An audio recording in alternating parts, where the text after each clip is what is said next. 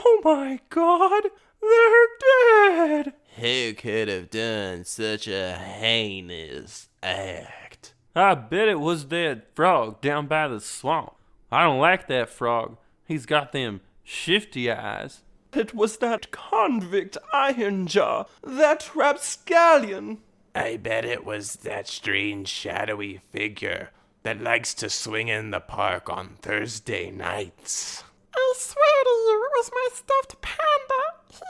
He's possessed. It could have been Ricky's arm. We haven't seen it since it got cut off. I definitely know who the killer is. Blank is the killer. Hello, party people. You're listening to Blank is the Killer, the unoriginal horror movie podcast where I talk about 6 new-to-me horror movies with a random spooky topic 7 at the end. I'm your host, Josh Baker, and this week we have demonic possessions, workplace grievances, and uncomfortable captives. But mostly demonic possessions. I didn't plan on 50% of the films having people possessed by demons, but sometimes evil falls right into your body. Now let's become vessels that demons may or may not inhabit together. Number 1, House on Willow Street, 2016, directed by Alastair. A woman named Hazel gathers up a team of hooligans, James, Aid, and Mark, to kidnap a girl named Catherine from the house on Willow Street. The gang's plan is to ransom Catherine for some diamonds her family has. The gang kidnaps Catherine without issue. When they try to contact her parents for the ransom, they get no answer. James and Aid go back to the house. They find a bunch of dead bodies, which include Catherine's parents and some priests. Everyone starts seeing ghosts of people they've lost. It's revealed that Catherine is possessed by a demon. Everything goes to hell. James and Mark end up possessed. Aid buys Hazel time to escape, then kills himself. Hazel's ghost mom takes down possessed James and Mark, and Hazel burns possessed Catherine to death, which allegedly ends everything. Hazel then hears police sirens, which cause her to run off into the forest. Aid and people possessed by a demon are the killers. I don't normally watch really bad horror movies with no redeeming qualities, but when I do, it's because I was really tired when choosing it. Honestly, I thought this was House of the Devil, which I'll be covering a little bit later. I knew I was watching the wrong movie pretty quickly, but against my better judgment, I decided to stick with House on Willow Street, since sometimes you need to watch bad horror movies for your podcast. The acting in this is absolutely abysmal, as you'd expect. Everyone's delivery is flatter than that dude named Stanley you take pictures of in interesting places, like South Africa. This movie was made in South Africa. Charlize Theron is from there, and she can act, so I'm not sure what happened here. To be fair, the writing is horrendous. It's like whoever wrote the dialogue has only seen old heist movies and has never actually talked to a real person.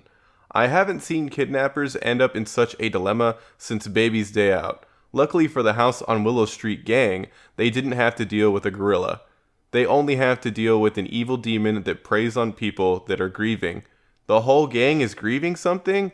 Oh geez, that's unfortunate for them and convenient for Mr. Demon. There is some decent looking gore makeup in this. Aid's dead brother shows up wearing tighty-whities with some nice shards of glass sticking out of his skin. The carvings in the possessed people's skin look nifty. The toasty ghost of Hazel's mom looks pretty crispy and burnt. The burnt mom ghost reminded me heavily of the 13 Ghosts remake. Actually, a lot of the ghosts reminded me of characters from that movie. Aid's brother looks like the dire son. Hazel's mom looks like the withered lover. Well, maybe those are the only similarities, but still. The other main ghost is of Mark's daughter. We only see her briefly. She has her back turned to the camera and is soaking wet. She then turns around to reveal a messed up practical/CGI face that actually looks kinda creepy. That scene was by far the scariest thing in the movie, and it was just mildly unsettling. This movie ends up using a lot of CGI. Where is the majority of this CGI used, you might be asking? Tongues. Well, you see, people get possessed by a demon, after getting a juicy tongue kiss from either a ghost or someone that is already possessed. The one ghost I haven't mentioned was James's mom. She's only shown briefly, but in her short time on screen, she has an intimate tongue kiss with her son. She shoves her freakish spined CGI tongue right down his throat. Even though all the tongues in the movie are CGI, they end up being neat looking due to the spines that poke out of them. There are no standout kills in the movie. Demon-possessed Catherine uses telekinesis to kill her parents and the priests with flying tools, but it's not very interesting. It's actually kind of lame. Demon Catherine is basically Neo. In one scene, she stops bullets in mid-air, then sends them back to the shooter. She also blocks shotgun shots with a telekinetic force field. Speaking of guns, whenever someone points a gun at another character, they cock the gun. Every time. I think I'd have my guns ready to go in the event that I may have to shoot at a demonic entity, but to each their own, I suppose. One sequence that's kind of fun centers on a picture of Catherine on the wall.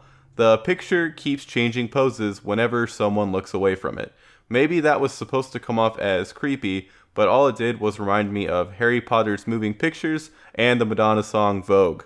This movie is not worth your time. It's bad. Number 2, The Belko Experiment, 2016, directed by Greg McLean. An office building in Colombia is locked down. Employees are then instructed to kill 2 people within a time frame, or something bad will happen. 2 people aren't killed, so 4 die due to head explosions, since everyone got a tracker/explosive device implanted in their heads upon being hired. The intercom then says to kill 30 people, or 60 will die. The boss man, Barry Norris, gathers a crew of like-minded individuals and begins rounding up all the employees after breaking into the armory for some sweet guns. Barry starts choosing who should live or die and begins killing people. Shenanigans occur, so 30 people aren't killed in time. After 60 more people's heads explode, the intercom lets the remaining people know that the person with the most kills gets to live. This leads to Barry Norris, Wendell Dukes, Antonio Fowler, and Vince Agostino actively trying to kill people. Other people started killing too, but in self-defense. Eventually, everyone but Barry and Mike, the goody-good protagonist who I haven't talked about yet, who was against killing from the get-go, are left. Mike kills Barry, thus winning the battle royale. He then meets the intercom operator. Mike kills the operator and his guards. Then we cut to a bunch of monitors with all the winners of different Belko battle royales, and a voice says, "Commence stage 2."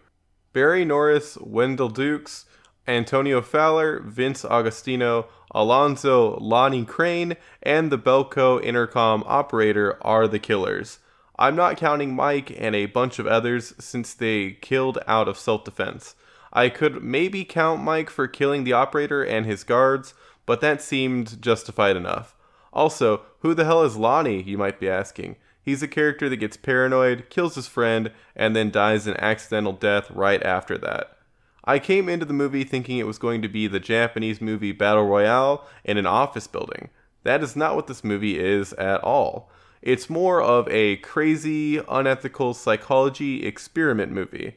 What do people do when they have to kill to survive? I don't think the Belko Experiment really answers that question, but it's still an enjoyable watch.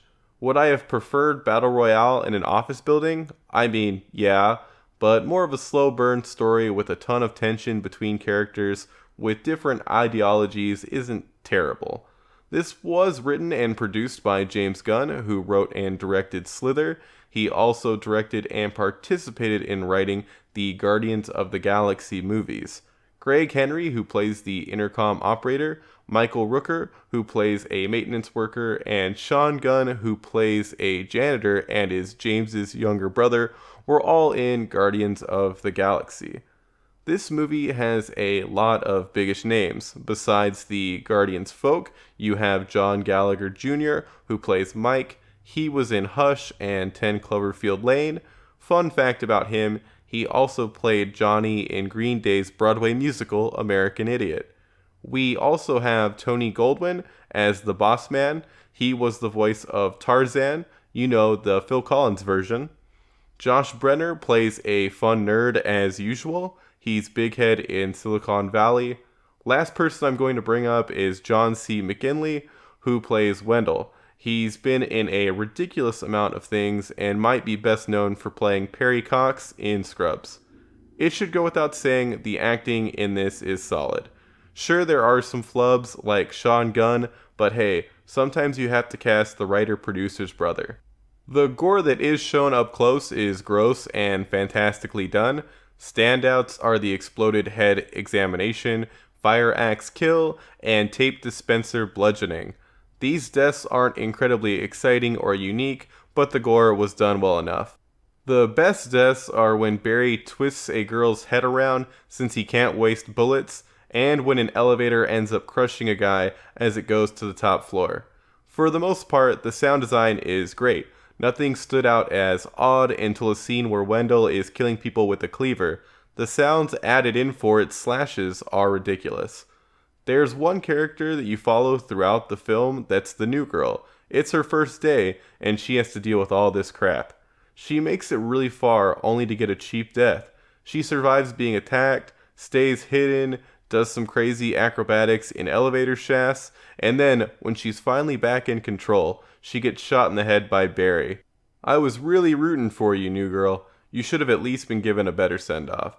The Belko Experiment is a fun film with a ton of workplace death. If that sounds up your alley, I recommend checking it out. Number 3, The Perfect Host, 2010, directed by Nick Tomnay. An ex-con named John helps rob a bank. It isn't the smoothest robbery, and the police are onto him. He lies his way into a guy named Warwick's house by pretending to know a girl named Julia that sent Warwick a postcard. John freaks out when he hears on the radio that his girlfriend that helped him with the bank heist double-crossed him. This causes John to tell Warwick he'll kill him if he doesn't follow his orders. Unfortunately for John, the terrible jerk, Warwick had drugged John's wine. John passes out. When he comes to, it's revealed that Warwick is bananas. Warwick sees a ton of people that don't exist, including Julia. Warwick makes John think he's going to be killed, but only applies makeup to John that makes it look like he's been hurting him. Warwick then allows John to leave in the morning. It's revealed that Warwick is a police lieutenant. John catches his now ex-girlfriend and takes her getaway car and the money. Warwick then pops up and steals most of the money from John, leaving enough for him to get out of the country. Sometime later, one of Warwick's detectives receives a picture of Warwick hanging out with John in the mail. The detective confronts Warwick, who invites the detective over for dinner. Warwick might be the killer. It seems that he hasn't killed any of his victims in the past, but who knows? He'll have to kill the detective to keep his secret at least. This movie didn't really end up feeling like something in the horror genre. Oops. My memory of the Perfect Host trailer that I saw 8 years ago told me it was a horror movie. I mean, I guess it kind of is. The situation John finds himself in is horrifying, and I've never been some insufferable purist that doesn't count anything labeled as a thriller, a horror movie, like those jackasses that are very vocal about Get Out not being horror. That being said, it is very light on horror elements. Now that worrying about the genre is out of the way, this movie is absolutely bonkers bananas. I knew that Niles Crane, David Hyde Pierce, was going to turn the tides on the intruder, but I had no idea how insane his character Warwick was actually going to be. Like, see a whole house filled of partygoers that no one else can see insane. The movie is carried on David Hyde Pierce's back. He is the best part of the entire thing. His acting is great, hammy, and nuanced. Clayne Crawford, who plays John, isn't bad either. Whenever I saw him on screen, all I could think about is how he looks like a young Michael Madsen, or an older version of that dude from the Girl Next Door movie. The fun comedy one, not the poor girl is horribly, horribly tortured one. That movie is disturbing and not enjoyable at all. What was I talking about? Oh yeah, the acting in The Perfect Host. Besides David and Clayne, everyone else's acting is terrible. Well, the people that Warwick makes up aren't poorly acted, but all the real people are. There are 2 detectives that are especially bad. The dialogue they were given is the most over-the-top "we're cops" lines, and their delivery is brutal. This makes all the cop scenes hilarious. I think that's what the film was going for though, so good job. I'm glad that John ends up being a huge dummy that gets bamboozled by both the girlfriend character and Warwick, since John is a terrible jerkbag. He starts off seeming like a character you might root for, but as soon as he starts yelling at Warwick, you're just waiting to see him die. Unfortunately, that death doesn't come, but watching Warwick mess with him is great. The gore in this movie looks good. John does have a bad cut on his foot, but most of the gore is makeup done by Warwick. Yeah, it's weird. Like the plot, the music in this is also strange. It's very in your face, but I ended up liking the soundtrack a lot. If you are looking for a straight up horror movie, this isn't for you. If you're looking for a ridiculous comedy that has moments that are so bad they're good, featuring Niles Crane as a crazy lieutenant, check out The Perfect Host. One last thing that needs to be brought up. There is a scene where John wakes up to the view of Warwick going to town on one of his imaginary ladies. It's hilarious. Number 4, Martyrs, 2008, directed by Pascal Laugier. A bloodied girl named Lucy is found running outside of a warehouse. She was held captive in terrible conditions. Once she's found, she's kept at a hospital with other young kids. A girl named Anna befriends Lucy. Lucy believes a tortured naked girl is hunting her. 15 years later, Lucy shows up at the house of the people who made her suffer when she was a child. She kills the 2 adults that were responsible for her pain and their children with a shotgun. She calls Anna, who heads to the house. Lucy's then attacked by the tortured naked girl, who disappears once Anna shows up. The mom is still alive. Anna tries to rescue her since she has doubts that these are the right people, but Lucy ends up finishing the job with a hammer. Lucy is then killed by the tortured naked girl who only exists in her head. Anna then discovers a hidden basement where a girl has been held captive. Anna frees the girl. A random cultish group shows up and kills the freed girl. They then replace her with Anna. It's explained that they are trying to create a martyr, which to them is someone who overcomes suffering to reach a state of transcendence. Anna suffers and eventually transcends after having her skin removed. An old woman who is a leader of the cult stops by. Anna whispers to her what she had seen in her transcended state. More old people show up at the house to hear what was said. The old lady cult leader kills herself. Lucy and the martyr cult are the killers. Lucy killed kids who I'm pretty sure were innocent. Well, maybe they knew about everything. She also killed herself, so I'm counting her either way. This movie is butts. It starts off as a revenge film, then ends up being the worst torture porn I've ever seen. 20 minutes of the torture porn is Anna eating slop, receiving bad haircuts, and getting beaten up by a burly, bald dude. We get 20 minutes of this, over and over. When Lucy kills the people who tortured her in the first 30 minutes, I was wondering how they'd fill the rest of the time. That's how. 20 minutes of repetitive garbage. Everything leading up to Anna's capture is entertaining and eerie. Lucy sees and is attacked by the ghost of the girl she left behind when she escaped, and every scene they are in together is cool and spooky. The makeup and movements of the ghost actress make that character incredibly unsettling. The question of how are they going to get out of this murdered family pickle had me enthralled. There is also some serious tension when Anna descends into the hidden torture basement. Then the movie just turns into complete garbage. The whole making a martyr plot is plain old stupid. It's not interesting or enjoyable, and it makes up a solid third of the movie. Before we get to Dum Dum's Suffering Dungeon Special, the movie is pretty entertaining. Being introduced to a family that is instantly taken out by Lucy is an insane way to subvert your normal slow burn revenge film plot. Speaking of slow burn revenge films, if you are looking for a good movie that fits that description, check out Blue Ruin. It's fantastic. I want to make sure there is at least one strong recommendation this episode, so I strongly recommend Blue Ruin. Back to Martyrs. Unfortunately, the creative take on plot leaves too much time for the movie to swirl down the toilet bowl. The acting in the movie seems pretty good. I liked Lucy's and Anna's performances.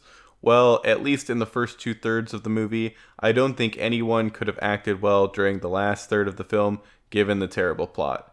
In this scene, you act like you are completely broken and skinless.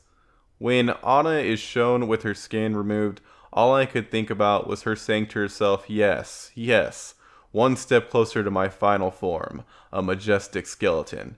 She doesn't say that, and she doesn't fully turn into a skeleton. That obviously would have made me recommend this movie wholeheartedly. There's a part in this movie where Anna removes a metal headset from the girl she rescues in the basement that was covering the girl's eyes.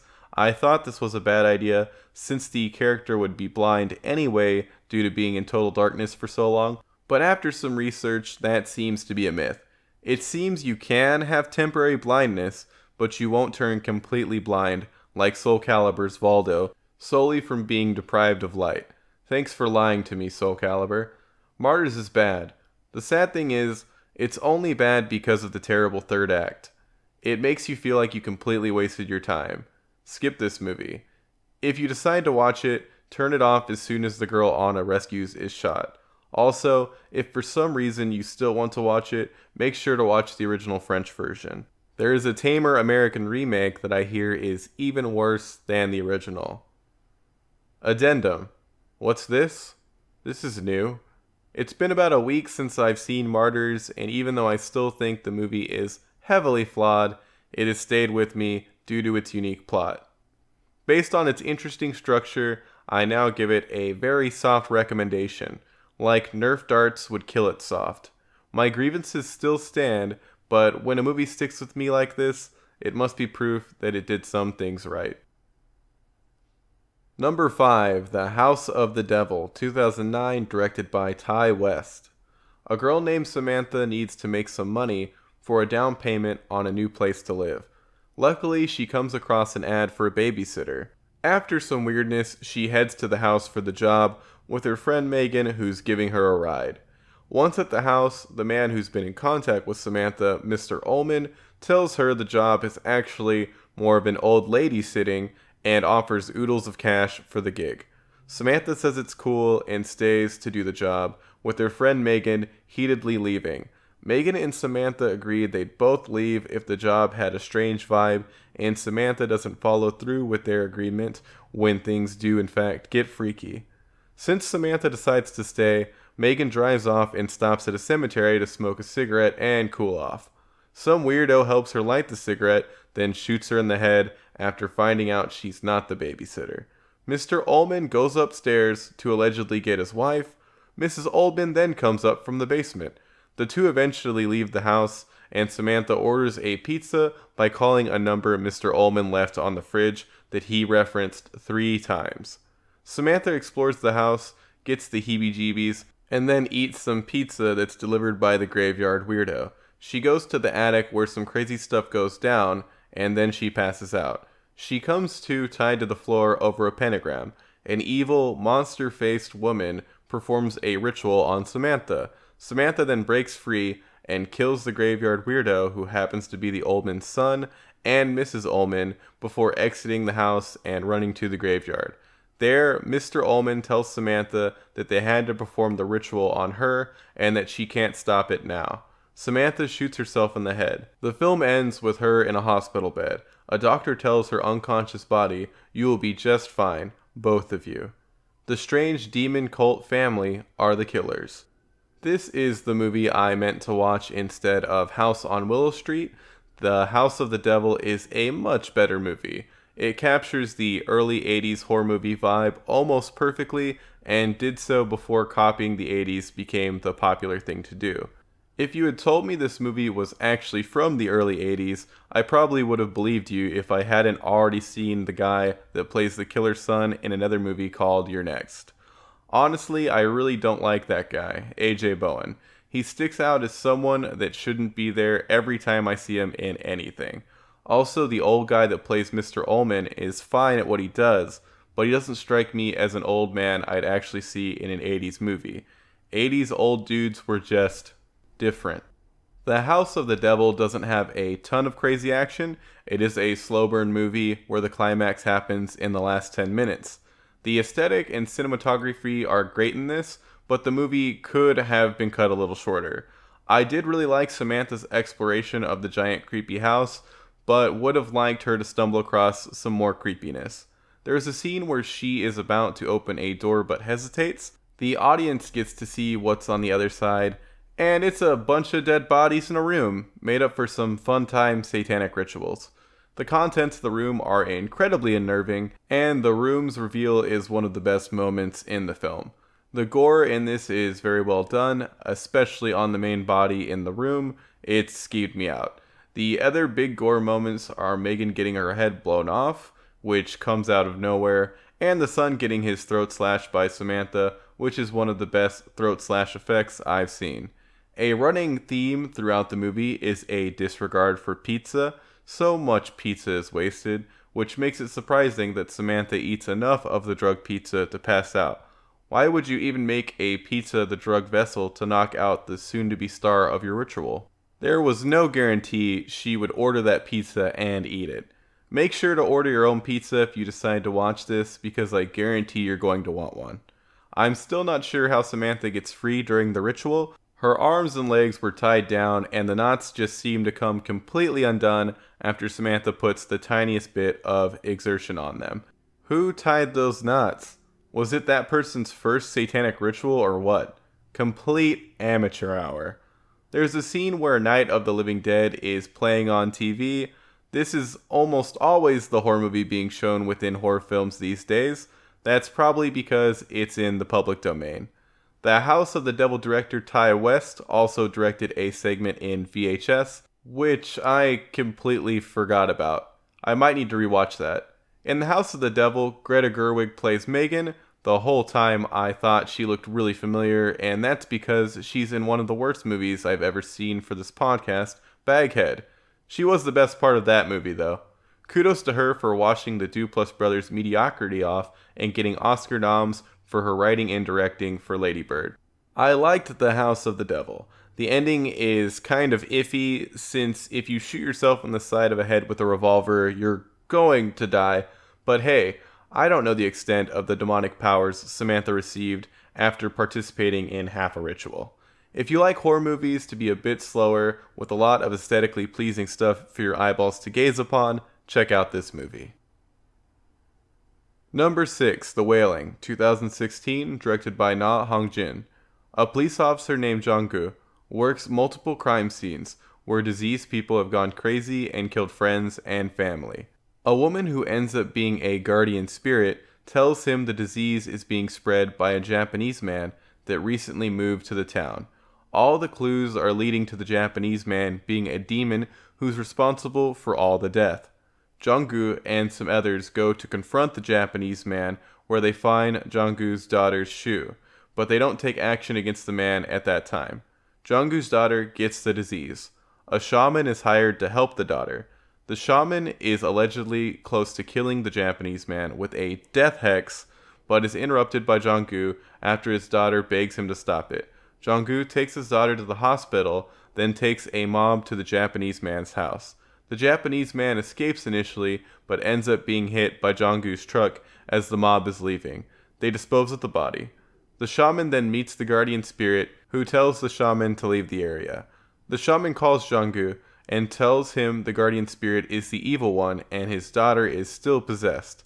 The guardian spirit tells Jong-gu she set a trap to stop the evil, but he doesn't believe her and tries to go save his family, thus destroying the trap. Another man that was Jong-gu's translator has located a cave with the Japanese man inside. The Japanese man is still alive and reveals that he is a demon. Jong-gu gets back to his house. His daughter has already killed his wife and mother-in-law. His daughter then stabs him. The shaman stops by the house and takes pictures of the victims. He then leaves, accidentally dropping a box containing photos of people that have died. People possessed by the Japanese demon are the killers. That summary was hard to follow, wasn't it? It was even harder to follow when watching the movie.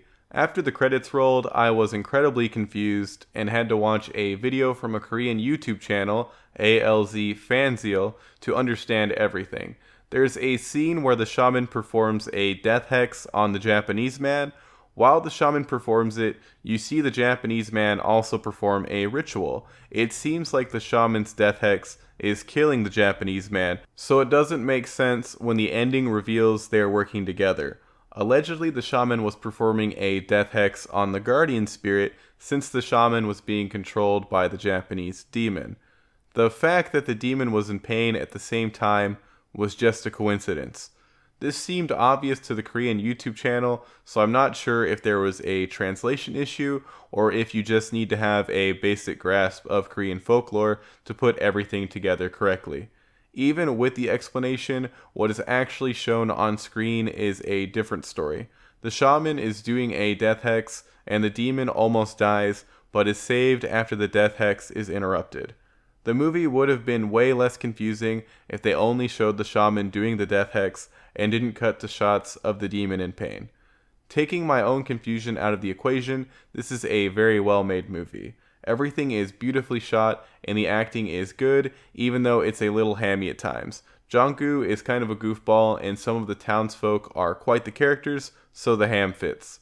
The gore in this movie is well done, and the makeup for the diseased skin and demon transformation of the Japanese man look terrific. The movie is incredibly long. It's about 2 hours and 40 minutes. It definitely drags in parts. I thought the movie was going to have an ambiguous ending, but then realized it wasn't over. There were 40 minutes left to go. I believe the movie could have been cut down a bit. There are scenes that don't add anything besides more confusion, like the random car sex scene. I thought Jong-gu was cheating on his wife in that scene, but it was his wife? Why even show this if he isn't cheating on his wife? I thought the scene was showing a negative character trait. But it's just a married couple getting down to business in the back of a small car. Pup warning, Jong-gu beats the demon's dog to death. Well, it doesn't die right away, but I'm 99% sure it ends up dying. There are also multiple chicken deaths, and a goat is almost killed during some rituals, but I'd say the dog's whimpers as it's beat off screen are much worse. If you can handle a long movie that has some nice comedic moments, some great spooky imagery, and one segment that makes for a very confusing plot, check out The Wailing. Number 7, Nasty, 2016, directed by Mathew S. Marron. A drag queen named Nasty is revealed to be a serial killer. Nasty is the killer. This is a short film in Austin that was recommended to me by a coworker named Caleb. After watching Dragula, I feel like a horror film with drag queens could be absolutely fantastic, so my expectations were a little high. This short was Indiegogo'd and raised $5,500. Is it good? Not really, but it has chutzpah, and as an idiot that's also made a short film in Austin, I appreciate it. The acting from everyone is dreadful besides a few of the queens. The best acting and presence came from Alaska of RuPaul's Drag Race fame, whom Kat instantly recognized. She has a brief role as the show MC. The main queen that plays Nasty is alright, but still off. A lot of people on screen sound like they are reading their lines for the first time. There is a daydreaming sequence where Nasty slits another queen's throat in front of everyone and obviously uses the back of a kitchen knife. A third of the movie is basically an entire drag show instead of a horror movie. I think cuts of the show would have been fine, but it's made the focus, which feels weird since Nasty isn't even a part of the show. The big kill scene is fun. A lot of blood is used for it. When Nasty kills the shot boy, her disposable rubber gloves have manicured nails glued on them, which is fantastic. There's a very out-of-place Dresden Dolls song played for far too long.